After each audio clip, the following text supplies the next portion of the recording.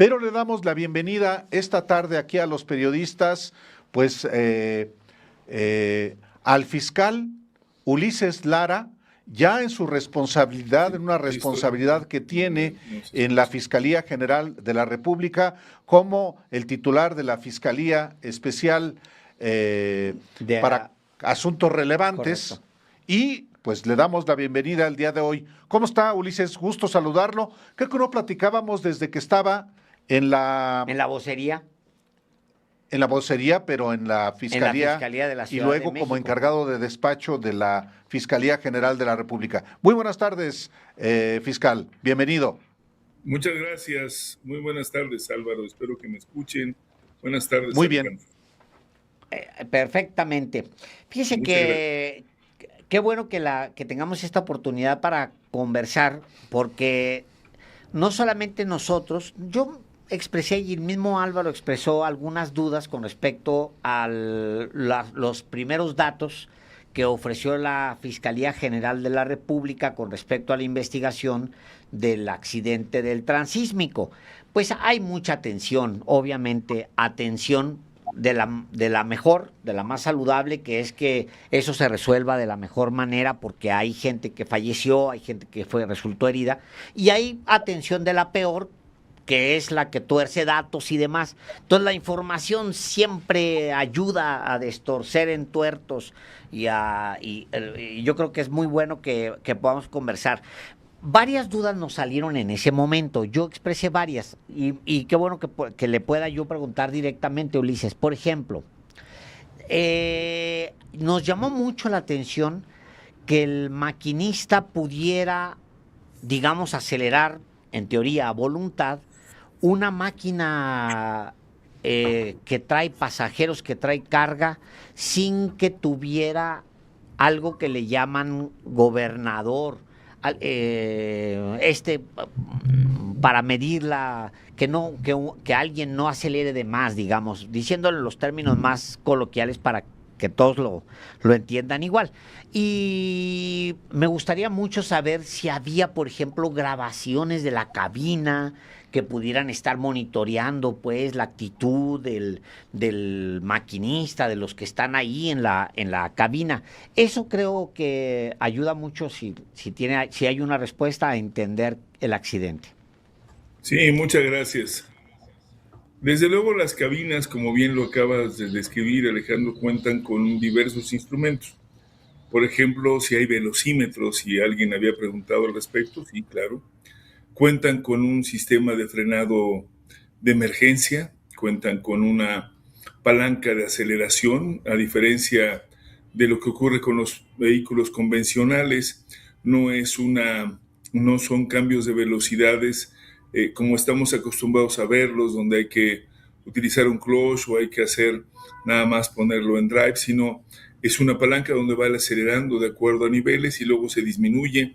Esta es responsabilidad del maquinista.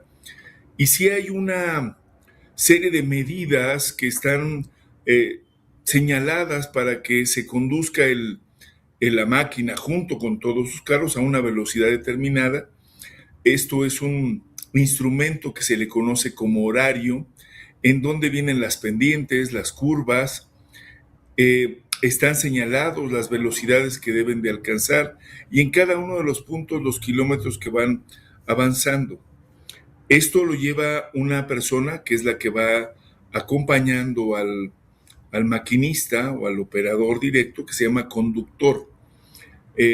Dicho a lo mejor en equivalencia, es como el navegante que te va orientando si vas en el barco o vas en un avión, en la forma antigua, en la que te orientaba si ibas hacia el norte o si a una deriva distinta. En este caso, el conductor le instruye al operador, al maquinista, los niveles en los cuales debe de conducirse en tramos, digamos, rectos y en tramos de curvas. Cuándo va a entrar a una curva, cuándo va a salir de ella, porque también esto tiene implicaciones, porque hay pendientes, en fin, una serie de elementos que van contenidos en esto que llamamos horario. Y además hay un sistema de radio, como bien supones y lo has comentado, en donde se van comunicando con el despachador de vía sobre los momentos distintos en los que van transitando, los puntos de arriba, los puntos de salida, y van diciendo, bueno, llegamos a la estación A, al punto B, estamos a esta velocidad, y si hay algún tipo de situación que se presente, pues la reportan.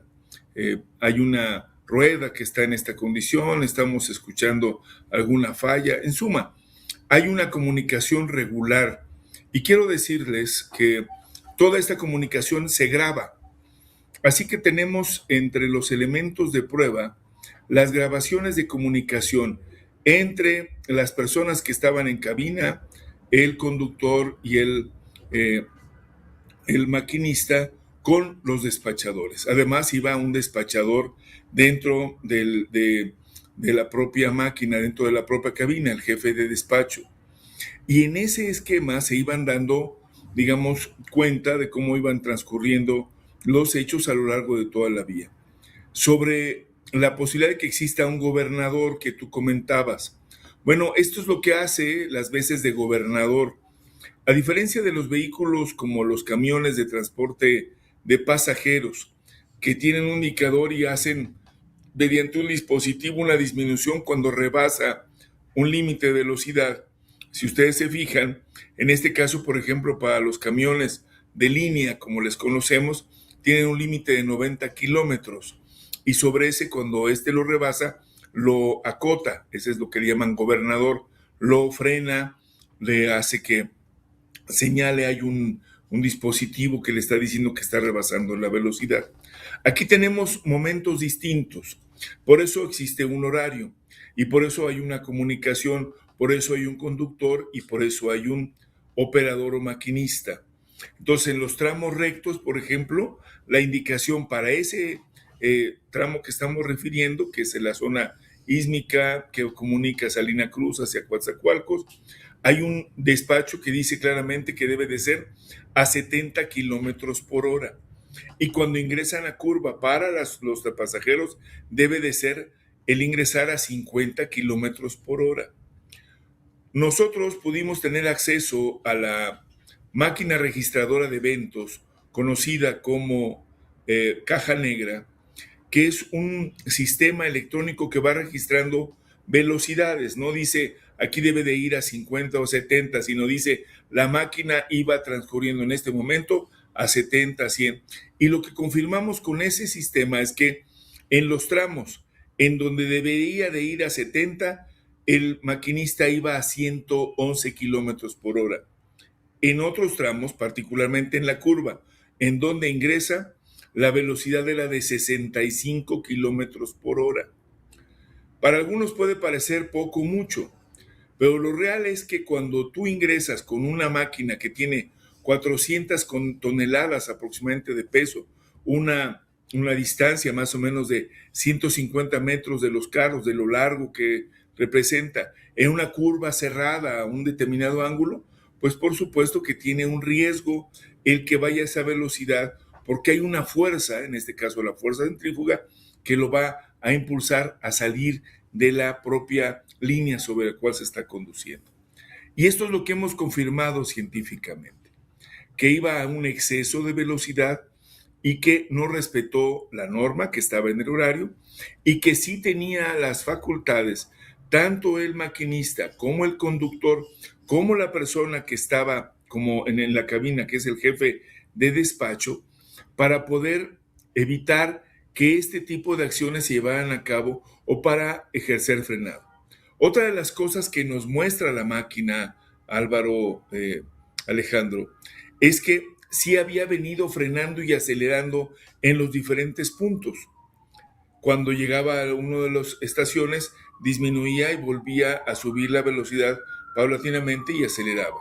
De tal manera que podemos confirmar, por lo que muestra la propia caja de registrador de eventos o caja negra, que la máquina funcionaba perfectamente tanto en materia de aceleración como de frenado.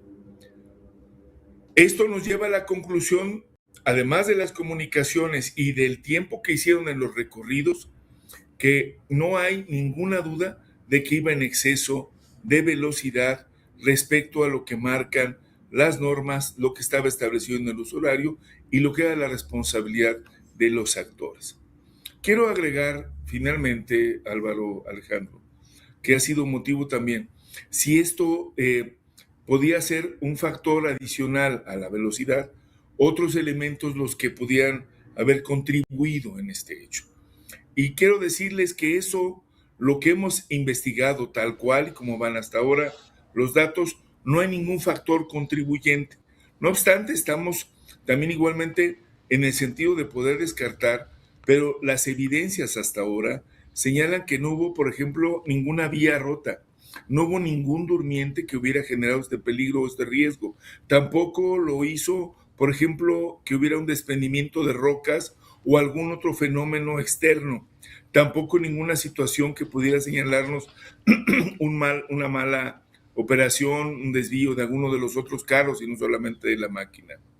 Así que lo que estamos confirmando con toda claridad es que la velocidad, el exceso de velocidad, fue el factor determinante y eso ha sido lo que nos ha permitido hacer la imputación para este delito culposo que ha llevado desafortunadamente, como ustedes lo saben, al deceso de 14 personas y lesiones en otro número importante de pasajeros y, bueno, pues a la, destrucción, daño de los carros de pasajeros. Estoy asustado. Sí, hace exactamente un mes de esa tragedia en la que efectivamente murieron lamentablemente 14 mexicanos y mexicanas, entre ellas lamentablemente también dos menores. Y desde que ocurrió ese percance, ese accidente, esa tragedia, el 28 de diciembre, se comenzaron a generar pues hipótesis que iban desde el exceso de velocidad, efectivamente, como el mal estado de las vías, de los durmientes, del balastro. Inclusive llegó a especular que podría tratarse también de un sabotaje. El tamaño de la tragedia exigía pues una investigación rápida, profesional, seria, que corresponde en primerísimo lugar al Ministerio Público Federal, en este caso la Fiscalía General de la República encabezando este asunto. El informe que rinde la fiscal Ernestina Godoy es solamente una etapa o ya son conclusiones definitivas que se van a quedar solamente en la acción penal contra 3 personas, pues sí, trabajadores modestos del ferrocarril interoceánico, fiscal. Bueno, como lo sabe Álvaro, nuestra responsabilidad es definitivamente demostrar qué ocurrió, cuál es nuestra tarea es demostrar con hechos, con pruebas, con elementos suficientes cómo ocurrieron los hechos. Nosotros estamos obligados a demostrar con pruebas irrefutables los eventos. Tenemos testimonios que hablan también del exceso de velocidad por quienes iban en los carros como pasajeros. Tenemos también, como señalaba, los tiempos en los recorridos. Unos eran estimados de 2 horas y ocurrieron mucho menos, ¿no? Casi la mitad del tiempo. Tenemos también los datos de los que hacen a la comunicación radial y tenemos desde luego pues ya la inspección del lugar y todos los nuestra participación, de nuestros compañeros peritos en el lugar. Y lo que podemos decir con contundencia es que el factor principal, irrefutable, fue el exceso de velocidad. Sigue la investigación, sí, para poder determinar si hubo alguna cosa. Ustedes pueden ver ahora en las imágenes que es una zona que es muy agreste, que hay un costado de montañas. Bueno, estos están debidamente enmallados. Se verificó si había algún desprendimiento de rocas. Se ha estado verificando el estado de las vías, el número y distancia entre los durmientes, la calidad de los propios materiales, tanto del balasto como de las propias vías, de la calidad de las soldaduras. En suma, estamos buscando otros elementos que pudieran ser contribuyentes, por eso lo señalo, Pero la hipótesis central, y por eso lo que hemos presentado, tiene que ver señalada y claramente con el exceso de velocidad. Así que no tendríamos por qué imaginar si estaría en otra disposición. Lo que tenemos que hacer es acabar por descartar y señalarlo. Ahora, la imputación, Álvaro, eh, Sí. desde luego que podemos asumir, sin lugar a dudas, que las personas son trabajadores, porque para ello fueron, pero tienen responsabilidad en tanto que estaban capacitados, fueron formados, tenían experiencia y hubo incumplimientos. Esto significa que son absolutamente responsables. Bueno, hay una parte aquí que es importante, como ustedes lo conocen, que tiene que ver con la parte culposa. Fue un acto deliberado, nosotros hasta ahora no tenemos No, ninguna prueba que lo haya sido. no es doloso, Creemos pues. que hicieron exactamente, es doloso. Que haya habido otro nivel de responsabilidad, tenemos que demostrarlo y deslindarlo, y por eso lo estamos presentando. Pero es una obligación de ley, porque las personas que están involucradas tenían la capacitación, la responsabilidad y conocían de todos estos eventos. Por supuesto, y tú lo sabes, Álvaro, como en todos los casos, las personas tienen derecho a su defensa y nosotros estamos convencidos que ellos presentarán los argumentos correspondientes y nos toca como Fiscalía hacer la puntualización. Pero creemos que es muy importante porque lo que sigue es que este tipo de hechos no se vuelvan a repetir y Claro. sobre todo que a las personas que sufrieron se les haga justicia. Y esto Ay, pasa por reconocer que podemos mejorar muchos de los asuntos. No quiero dejar fuera la posibilidad de que en todos estos casos, como ocurren, si fue un trabajo en el cual hubo fallas en la supervisión, en la comunicación, se puedan mejorar. Pero lo que tenemos ahora es que las personas que estaban involucradas en el hecho y tal como se presentaron, deben de asumir la responsabilidad de que hubo situaciones que no previeron o que no actuaron. Eso es lo que está haciéndose como puntualización. ¿Por qué? Porque hay un documento que dice aquí deberían de ir a esta velocidad y ellos lo conocían. Lo conocía el supervisor, lo conocía, perdón, el conductor, lo conocía la persona que iba de maquinista y lo conocía desde luego el jefe de despacho. Así que no hay duda, había una responsabilidad. los niveles de Y eso responsabilidad se tienen claros, pues ahí. es Déjeme le correcto. pregunto, fiscal, Sí. porque me lo preguntan aquí, me dice 6-6 arriba y tiene toda la razón. Eh, ¿Quién es el responsable inmediato superior de estos dos que venían ahí adentro? Esa es una pregunta. ¿Quién es también, si no, si en las bitácoras está cuántas veces más violaron Exacto. la velocidad? Y por qué si en el pasado si es que se dio, la violaron, ¿por qué no se les contuvo ahora, fiscal? Bueno, la primera, empiezo con la última, mi estimado Alejandro. Sí. Se, se dice, se sabe del hecho cuando ocurre. Difícilmente podrías tú decir, estamos revisando todo el tiempo, o la autoridad seguramente tendrá sus mecanismos o quienes están ahí, si lo Sí, hicieron el antes tren, o no. Nosotros, yo quiero imaginar que sí, y quiero exacto. pensar que es algo que tenemos que decir. Están cumpliendo con la norma, alguien estuvo fallando, si hay una responsabilidad de parte de la gerencia, está en las comunicaciones. La persona que estaba a bordo de la cabina, el jefe de despacho, era el supervisor precisamente del conductor y del maquinista, del operador. Ellos tres estaban ahí. Y además estaban comunicando a las bases que se encontraban tanto en Salina Cruz como en su momento, como se iban acercando a las diferentes estaciones y desde luego a ya el punto final que sería Coatzacoalcos.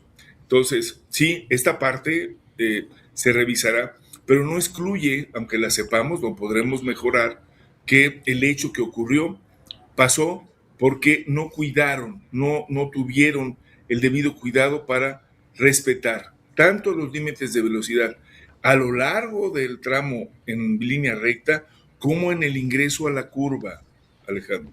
Y ese es el Caray. hecho al que acudir. Ahora, vamos a tener que procesarlo hacia adelante. No teníamos antes un evento, afortunadamente no pasó, desafortunadamente ocurrió esto, tendrán que mejorar sus sistemas. Bueno, serán parte de las recomendaciones de nuestra investigación, pero ya serán las mejoras que tendrá que hacer la propia empresa, que es la empresa ferroviaria del Istmo de Tehuantepec. Fiscal Ulises Lara, ¿hay información, o por lo menos información de personas que han trabajado en esta línea Z del corredor interoceánico, que es este tren que va de Coatzacoalcos a Salina Cruz y viceversa, que han señalado que la vía no está correctamente lubricada en ese tramo, que es el más sinuoso de la línea Z, y que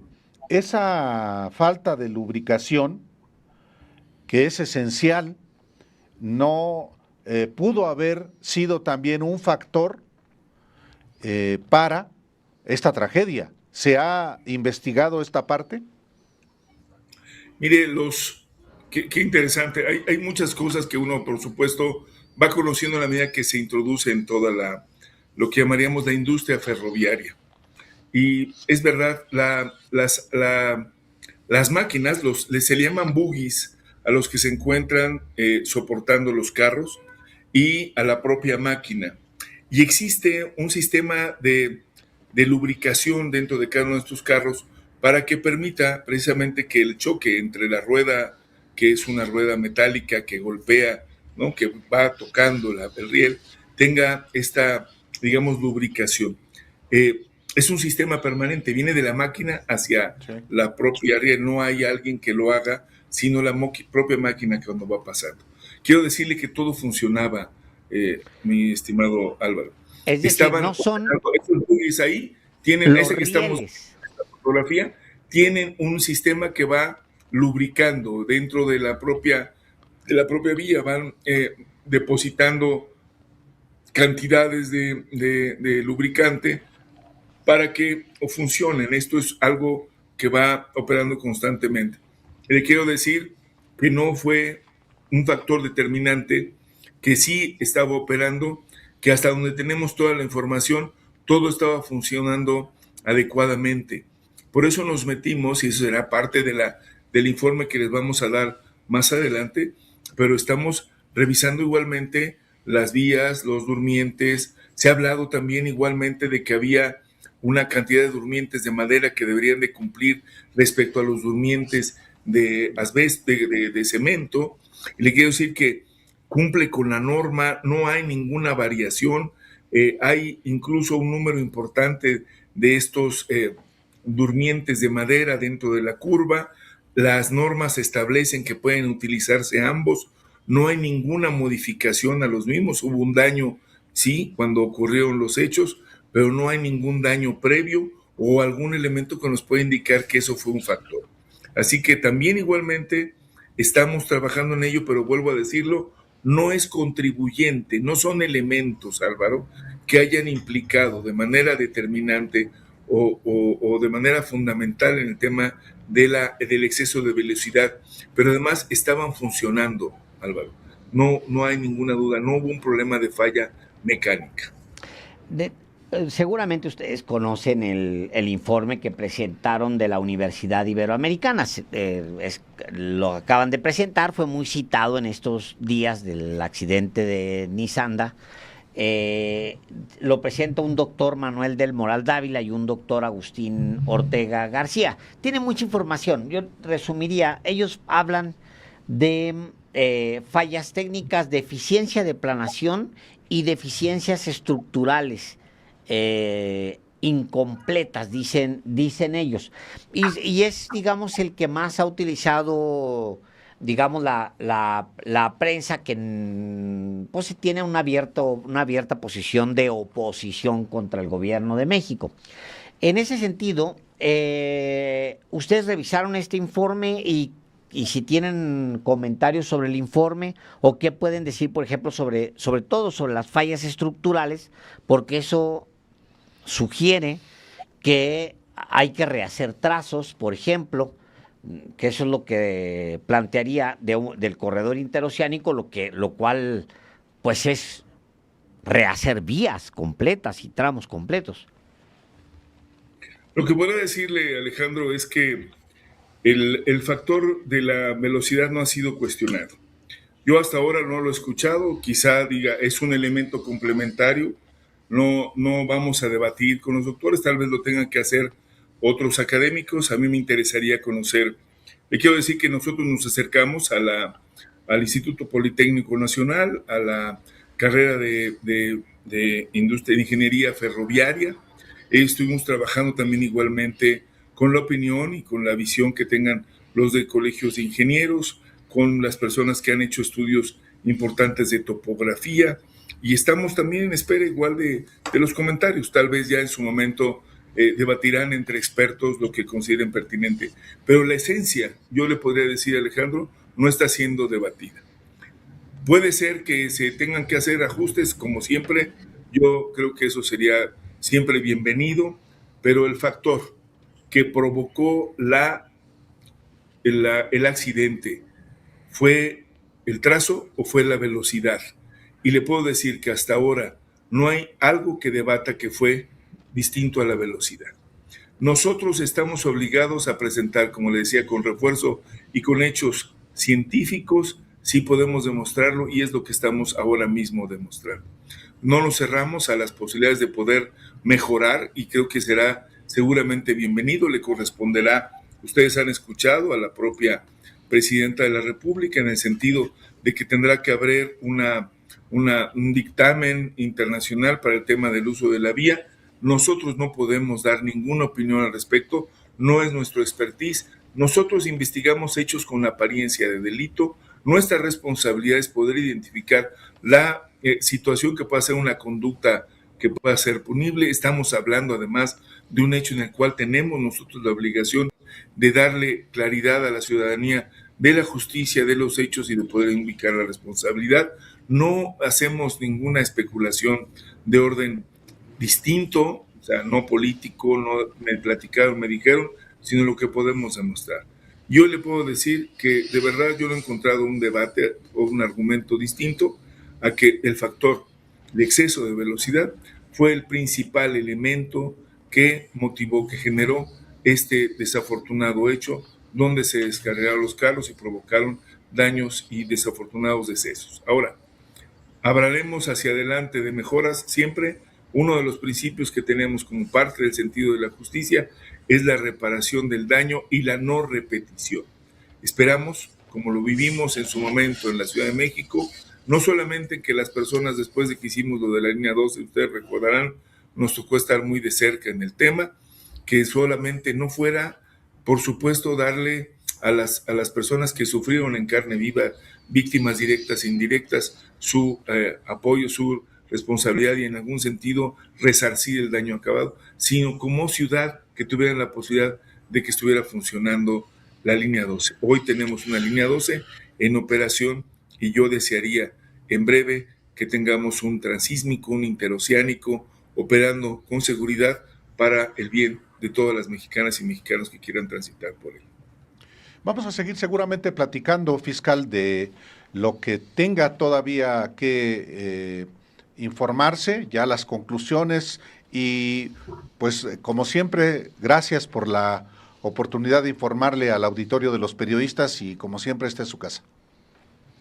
Muchas gracias, al contrario, gracias a los periodistas del auditorio por escucharnos y divulgar. Muy buenas noches. Gracias, buenas noches. Muy buenas noches.